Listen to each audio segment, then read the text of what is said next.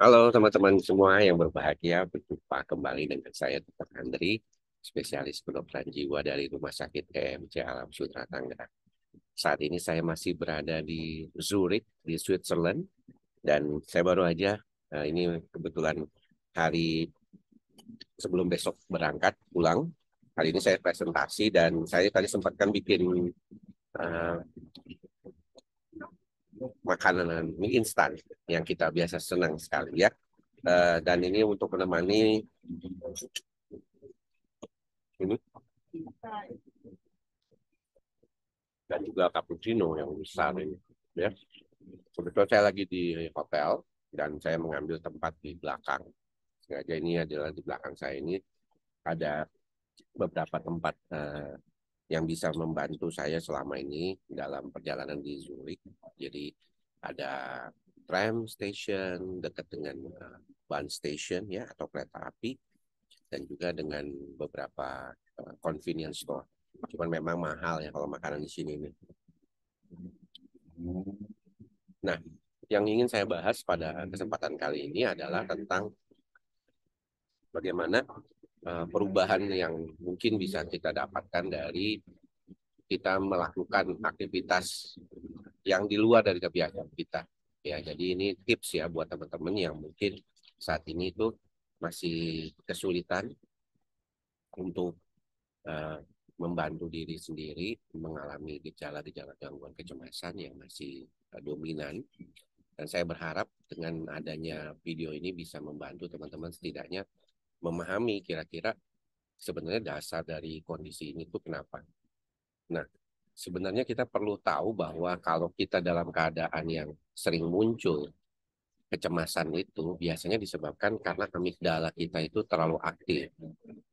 Jadi keaktifan dari amigdala itu perlu dikompensasi dengan baik setiap hari dengan jadwal yang teratur supaya teman-teman bisa paham bahwa ternyata tidak mudah untuk mengatasi itu lewat dari terapi yang terkait dengan perilaku. Inilah mengapa kita selalu bilang bahwa kita perlu ikhlas, kita perlu sabar, kita perlu sadar dalam menjalani kondisi ini supaya kita makin mengerti bahwa problem yang utama sebenarnya bukan cuma sekedar kita ikhlas, sabar, dan sadar, tetapi juga manifestasinya dalam kehidupan kita sehari-hari. Ya, jadi ini yang paling penting menurut saya. Nah, ada beberapa pengorbanan tentunya ya, yang kalau kita bilang itu pengorbanan ya. Tapi menurut saya yang paling penting adalah bagaimana teman-teman bisa menyadari bahwa sebenarnya situasi seperti ini tuh situasi yang biasa gitu, situasi yang bisa teman-teman jalani, tidak perlu terlalu effort yang tinggi. Karena kalau misalnya dibilang effort tinggi juga enggak ya. Misalnya saya tidak selalu harus ke luar negeri untuk bisa relaksasi.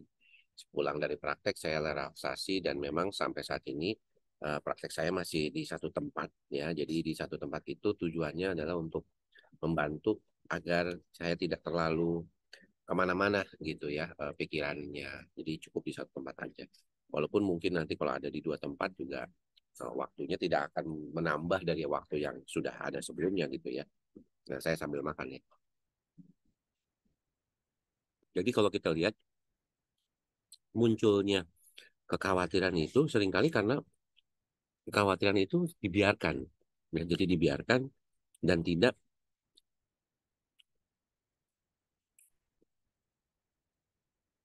diberikan suatu tekanan ataupun penekanan ya bahwa itu harus dibantu diperbaiki gitu.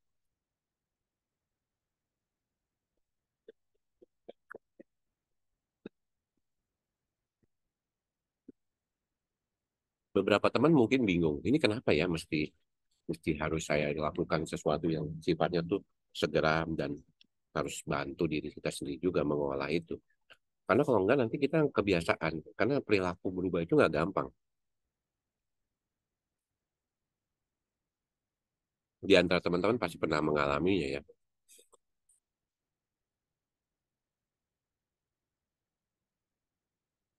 Itulah mengapa kalau kita bilang cara kita mengelola pemikiran kita sendiri harus disadari benar-benar itu dari mana dan pelan-pelan gitu.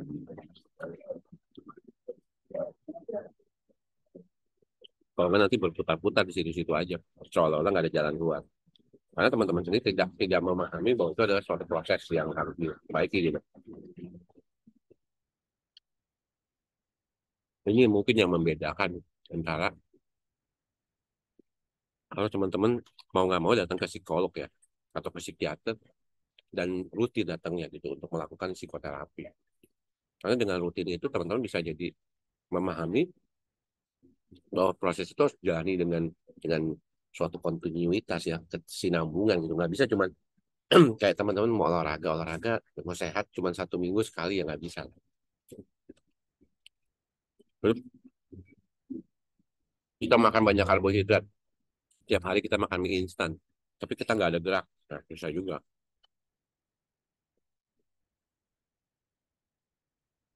Kalau kita lagi pergi jalan-jalan seperti ada acara atau tour ya, kadang-kadang kita kan juga banyak naik bus gitu ya.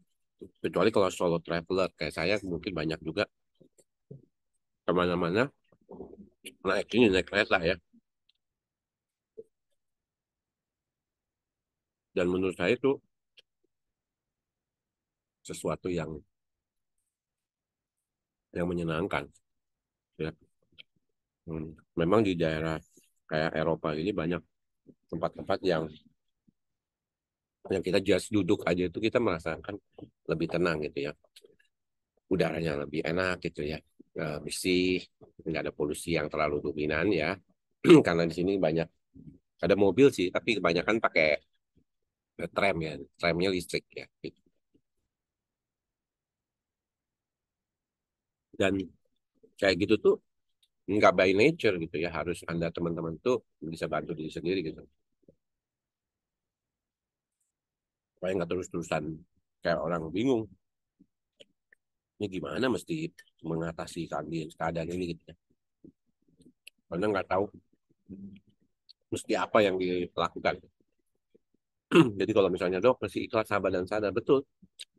Manifestasinya apa tuh ikhlas sabar dan sadar?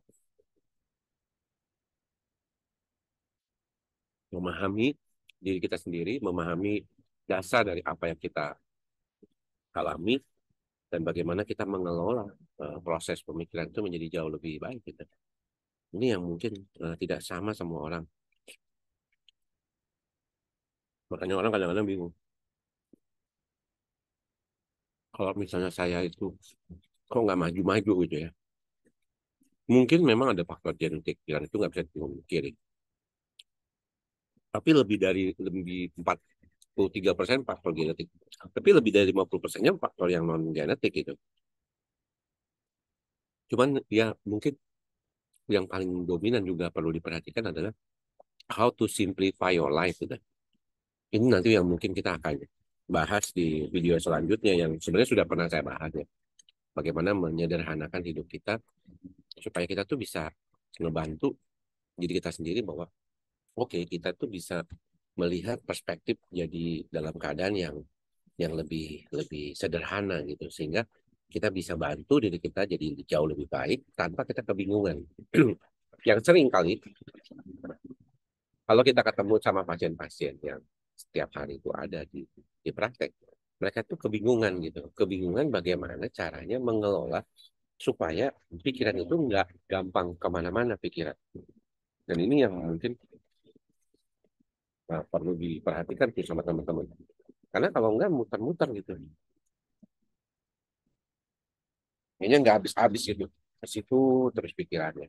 Yang ini yang mungkin perlu diperhatikan teman-teman supaya nggak jadi kemana-mana, nggak jadi apa ya, nggak jadi jalan buntu.